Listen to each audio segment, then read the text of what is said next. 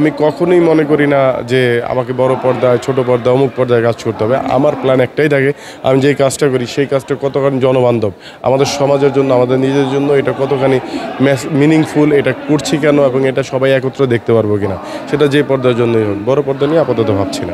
এই নাটকটি আসলে আমরা লন্ডন এবং বাংলাদেশ দুই জায়গাতেই শুটিং আছে। ইংল্যান্ডে আমরা শুটিং করেছি আরও 3-4 মাস আগে। এটি একটি ঈদের বিশেষ নাটক হিসেবে বৈশাখী টেলিভিশনে প্রচারিত হয়েছে। ঈদের 7 পর্বের নাটকই এইটি আসলে অনেকে আছে যারা দেশের বাইরে গিয়ে রুট ভুলে যায়, মানে বাংলাদেশ যে তার রুট, এবং বাংলাদেশকে তারা নেগলেক্ট করে, খুব তাচ্ছিল্যের সাথে বাংলাদেশের কথা আসলে তাচ্ছিল্যের সাথে বাংলাদেশকে উপস্থাপন করার চেষ্টা করে। এইরকম একটা মেয়ের সাথে বাংলাদেশের একটি সহজ সরল ছেলের টেলিফোনে বিয়ে হয়। সে যায় সেখানে এবং সে বোঝানোর চেষ্টা করে যে আসলে বাংলাদেশের মানুষ, বাংলাদেশের সংস্কৃতি, বাংলাদেশের প্রকৃতি এটা আনপ্যারালাল। বাংলাদেশ মানে বাংলাদেশ, এটার সাথে আসলে যতই লন্ডন হোক বা বড় বড় দেশ হোক, সব দেশই সুন্দর, কিন্তু বাংলাদেশের প্রকৃতি, বাংলাদেশের মানুষের সাথে অন্য দেশের মানুষের যে আতিথেয়তার, মন মানসিকতার অনেক পার্থক্য রয়েছে, সেইটা আসলে এই নাটকে তুলে ধরা হয়।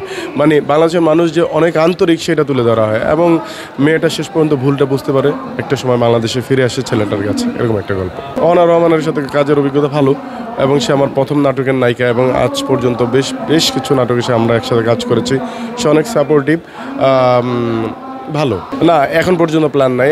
দেখেন, আমি অভিনয় প্রফেশনটা আমার সেকেন্ডারি প্রফেশন, কিছুদিন আগ পর্যন্ত ছিল। যদি এখন আমি কিছুটা ফ্রি হয়েছি, সো আমি কখনোই মনে করি না যে আমাকে বড় পর্দায়, ছোট পর্দায়, অমুক পর্দায় কাজ করতে হবে। আমার প্ল্যান একটাই থাকে, আমি যেই কাজটা করি সেই কাজটা কতখানি জনবান্ধব, আমাদের সমাজের জন্য, আমাদের নিজের জন্য এটা কতখানি মিনিংফুল, এটা করছি কেন এবং এটা সবাই একত্রে দেখতে পারবো কিনা, সেটা যে পর্দার জন্যই হোক। বড় পর্দা নিয়ে আপাতত ভাবছি না। ঈদ অনেক ভালো কেটেছে, পরিবার নিয়ে চমৎকার একটি সময় কাটিয়েছে। আমার ভাই, ভাগ্নি, ভাইস্তা, বোন, আমার ওয়াইফ, বাচ্চা সবাইকে নিয়ে চমৎকার একটা ঈদ কেটেছে। আর ঈদের পরেই শুটিং শুরু করেছি, এখন পর্যন্ত করছি। আজকেও শুটিং ছিল, যেহেতু একটি বিশেষ অনুষ্ঠানের কারণে আমাকে আসতে হয়েছে উপস্থাপনা করার জন্য। তো ভালো কাটতেছে, আশা করি সামনে দর্শকরা আরও ভালো কিছু নাটক পাবে। এই মুহূর্তে মনে পড়ছে না আসলে, ওইটা একটা আমি পাবনা, সিরাজগঞ্জ ওই জনারের ভাষায় কথা বলেছিলাম, তো এই মুহূর্তে মনে পড়ছে না। বাট নাটকটা দর্শক দেখছে, দর্শকদের অনুভূতি দেখছি, কমেন্টস দেখছি, খুব ভালো লাগছে।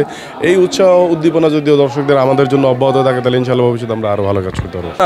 বাংলাদেশের নাটকের দর্শক আগে থেকেই ছিল, এখনও আছে, ভবিষ্যতেও আশা করছি যে থাকবে। তবে হ্যাঁ, মাঝে মধ্যে কিছু এমন নাটক আমরা দেখি যেটা উচিত না হলেই ভালো, সেই জায়গাগুলো ভবিষ্যতে ওভারকাম করবে নির্মাতারা, অভিনেত্রীরা, নাটক সংশ্লিষ্ট সবাই, তাহলে দর্শক আরও বেশি ইনভলভ হবে। দর্শকদের উদ্দেশ্যে বলা হচ্ছে, দর্শকদের জন্যই আমি আজকের আসার সীমান্ত, যে 2-1 জন আমাকে চিনে, দর্শকদের ভালোবাসা, সাপোর্ট, সমর্থন আমার জন্য ছিল বলেই আমি এইটুকু আসতে পেরেছি।